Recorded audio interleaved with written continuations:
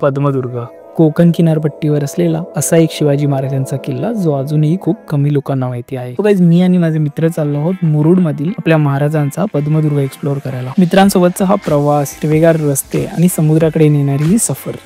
Just आता आपण पोहोचलो मुरुड बीचला आणि आपल्या समोर इकडे बीच आहे आणि बीचच्या पलीकडे आपल्याला बोटीतनं जायचंय. निकेश जस्ट एकदा स्टेचं बघतोय कसं काय करायचं. आज करायचं झालं तर आम्हाला स्टे, बाकी काय नाही. थोडा तुम्हाला दिसतोय तो चालताना त्रास होतोय त्याला.